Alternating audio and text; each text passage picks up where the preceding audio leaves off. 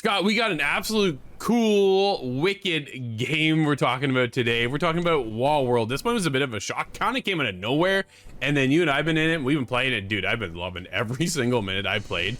This is addicting. It is a roguelike 2D robo spider dungeon crawling, like mining crafting. Dude, there's so many things. It's just like, here, we're going to take a bit of this genre, this genre, this genre, that genre, and say, go. And here we are. What is, you literally are in this robot, and they call it Robo Spider, and you climb in a wall. And you've heard rumblings from your grandfather of stories of the past, and you're basically stuck on this wall mining for resources to kind of keep your community up and going. But you don't really see your community too much. It's really just you. They do this small little intro, and then they send you on your way, Scott. And dude, I love it. It is sick. What do you think? Yeah, it kind of throws you right into the fire, doesn't it? Sure it gives does. you a bit of a blurb. It gives you kind of hints towards what happened to the world. We're all living on a wall. We don't really know why, other than the other side of the wall is poisoned, I think. There's a lot of mystery as to what's going on, and that's what drove me through the motions.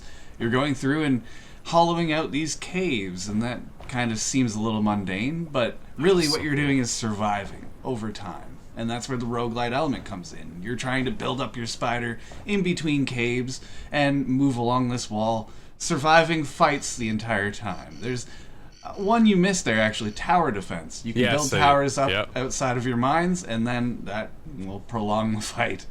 It was one of those things, every time I died or my Robo Spider exploded, more or less, it was, okay, what different path can I take to upgrade myself?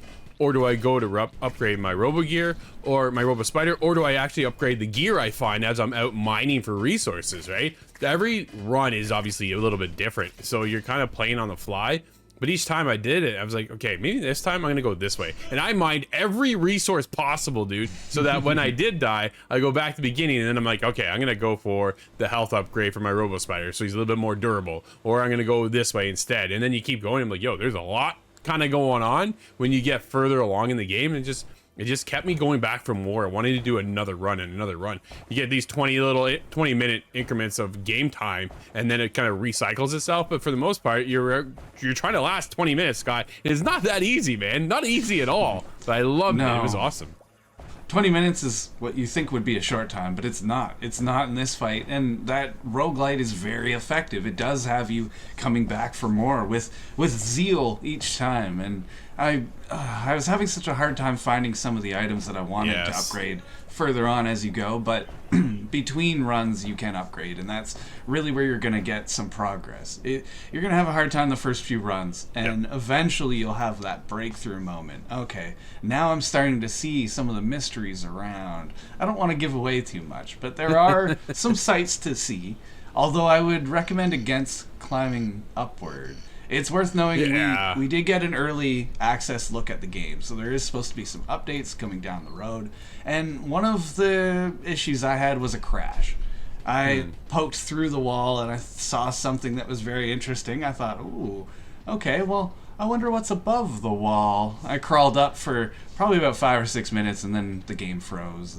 Unclear whether that's my hardware or the game, but in any case, you're going to want to solve that mystery. No, absolutely. Dude, you're just exploring, and there's just, okay, where am I going now? And if you go too far, then these aliens kind of come on like on a regular cycle, right? So if you're going too far deep in your caves while you're mining for resources, if you're that far in, that means it takes you so much longer to get out, to get into your Robo Spider, to clear out the wave that's coming.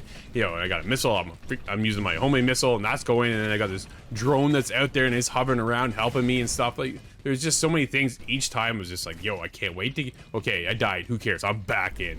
And it just had that hook. I was so surprised for that hook to really kind of set its teeth in on me and just keep pulling me back. Dude, I can't recommend this enough. And on top of this, Scott, I kid you not, dude, the game was $5.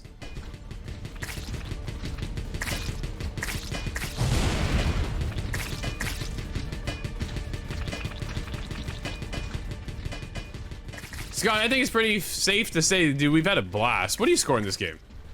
I've just had a blast, and the mystery keeps pulling me back in for more and more.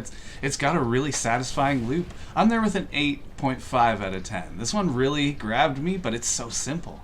Yeah, it's a simple mechanic, dude. I'm right there with you. 8.5. This thing is amazing for $5. It just has that hook that keeps on going. I'm very curious to see where they take it moving forward.